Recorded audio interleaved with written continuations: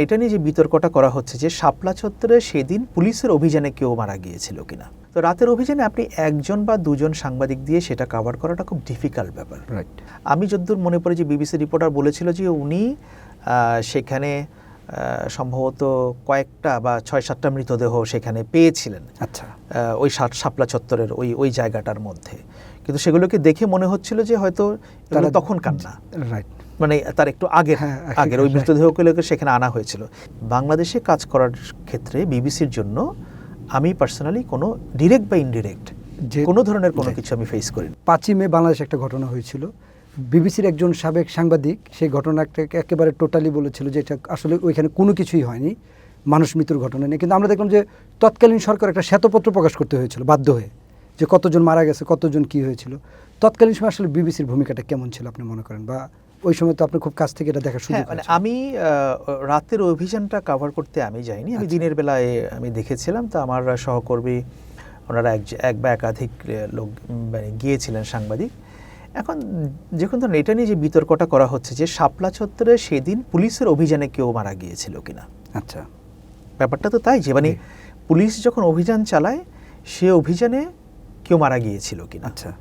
তো বিবিসির সেখানে এক বা একাধিক রিপোর্টার ছিলেন, কিন্তু ঘটনা তো অনেক বড়, তাই না? অনেক বড় ব্যাপার সেখানে। মানে আগের দিন দুপুর থেকে শুরু হয়, পরের দিন দুপুর বা রাত পর্যন্ত। শুধু ওই অভিযানের কথাটাই যদি আপনি ধরে নেন। আচ্ছা। ওই রাতের কথা, মানে রাতের অভিযান, যেটা রাতের অভিযানের কথা। তো রাতের অভিযানে আপনি একজন বা দুজন সাংবাদিক দিয়ে সেটা কভার করাটা খুব ডিফিকাল্ট ব্যাপার। রাইট। যেখানে অন্যান্য মিডিয়ার প্রায় 15-20 জন করে, বা 15-20 জন নাই, মানে অ্যাকচুয়ালি তাদের এন্টায়ার টিম সেখানে, পুরো টিমটাই সেখানে চলে করেছে। তো বিবিসির সাংবাদিক সেখানে কয়জন ছিল? একজন বা দুজন। তো তারা হয়তো যতটুকু দেখেছে তারা ততটুকু বলেছে। এখন আপনি তো সাংবাদিক হিসাবে তাই করবেন। ধরেন আপনি কোনো একটা ইন্টারন্যাশনাল মিডিয়াতে যদি কাজ করেন, আপনাকে কেউ যদি অ্যাসাইন করে কোনো একটা ঘটনা করার জন্য, আপনি যতটুকু দেখবেন আপনি ততটুকুই বলবেন। এর বাইরে তো আপনি আর কোনো কিছু বলতে পারবেন না। হয়তো ঘটনা এর চাইতে বড়ও হতে পারে, এর চাইতে ছোটও হতে পারে, কিন্তু উনি যতটুকু দেখেছেন ব্যাপারটাকে উনি হয়তো ততটুকু বলেছেন। কিন্তু উনি যা বলেছেন এর বাইরে যে কোনো কিছু ঘটে নাই। না, এক্ষেত্রে যে ভাই শ্বেতপত্রটা যে প্রকাশ করলো সরকার, আপনার মনে আছে কিনা যে সরকার কিন্তু বাধ্য একটা শ্বেতপত্র প্রকাশ করলো, সেটা তো আর মিথ্যা হওয়ার কোনো সুযোগ নেই, যেহেতু সরকারই সেটা প্রকাশ করেছে। সরকার সেটা করেছে, সরকার সেটা করবে। আমি যেহেতু আপনি বিবিসির কথাটা বললেন, আমি যেটা বলছি যে ধরেন বিবিসি রিপোর্টার যতটুকু দেখেছে ততটুকু বলেছে। আমার ধারণা, আমি যতদূর মনে পড়ে যে বিবিসি রিপোর্টার বলেছিল যে উনি সেখানে সম্ভবত কয়েকটা বা 6-7টা মৃতদেহ সেখানে পেয়েছিলেন। আচ্ছা। ওই শাপলা চত্বরের ওই জায়গাটার মধ্যে, কিন্তু সেগুলোকে দেখে মনে হচ্ছিল যে হয়তো তখনকার না। রাইট। মানে তার একটু আগের ওই মৃতদেহগুলোকে সেখানে আনা হয়েছিল, এরকম একটা ব্যাপার। আমি এক্স্যাক্টলি এটা বলতে পারবো না, কিন্তু আমি কোনোটাকেই খারিজ করে দিচ্ছি না। আপনি যেটা বলছেন বা অনেকে যেটা বলছে, ঘটনা হয়তো বিবিসি যেটা বলছে এর চেয়ে বড় হতেও পারে। রাইট। হ্যাঁ, আবার হয়তো ঘটনাটাকে যেভাবে বলা হচ্ছে, হ্যাঁ, হয়তো ততটুকু নাও হতে পারে। রাইট। এটা এখন যেহেতু মামলাটা চলছে আদালতে, ইন্টারন্যাশনাল ক্রাইমস ট্রাইব্যুনালের, সেটা একটা মামলা চলছে না।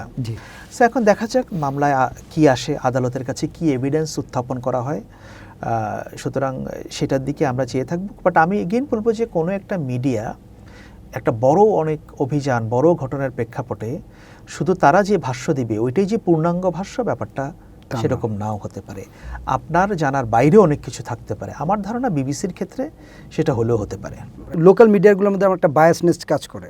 যেমন দেখলাম যে ওই মিডিয়ার যে মালিক থাকে, আমরা জানি যে ওই মালিকের যে মনোপুত রিপোর্টগুলাই তাদের যে নিয়োগকৃত রিপোর্টার বা সাংবাদিকরা সেভাবেই করতে চায়। ইন্টারন্যাশনাল এই চ্যানেলগুলোর বা ইন্টারন্যাশনাল গণমাধ্যমগুলো কীরকম বায়াসনেস থাকতে পারে বা আপনার চোখে পড়ে কিনা? মানে আমার চোখে ওইরকম পড়ে নাই, কারণ আমি তো যেখানে কাজ করতাম বেসিক্যালি বিবিসি বাংলা বিভাগের জন্য কাজ করতাম। কিন্তু আমি এই ধরনের কোনো চাপ কখনো ফেস করি নাই, আমি প্রত্যক্ষভাবেও না পরোক্ষভাবেও না। হয়তো ইন্টারন্যাশনাল মিডিয়ার বা ওয়েস্টার্ন কান্ট্রিগুলোর ইন্টারেস্ট যেখানে হেভিলি ইনভলভড, ওইসব জায়গায় হয়তো তারা অনেক চাপ ফেস করে, বা তাদের নানা রকমের হয়তো সেখানে অনেক কিছু তাদের বলতে হয়, করতে হয়, বা তারা বলতে পারে না বা করতে পারে না।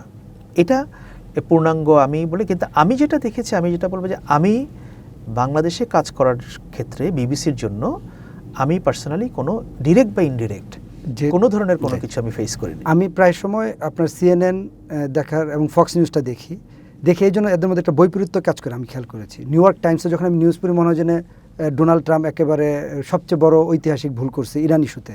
আবার ফক্স নিউজে যখন গিয়ে নিউজ দেখি তখন মনে হলো যে ডোনাল্ড ট্রাম্পই পৃথিবীর সবচেয়ে সঠিক ডিসিশন নিয়েছে। এই যে ফার্স্ট কান্ট্রির এই যে গণমাধ্যমগুলোর মধ্যে যে এই বৈপরীত্য, এটার কারণটা কি?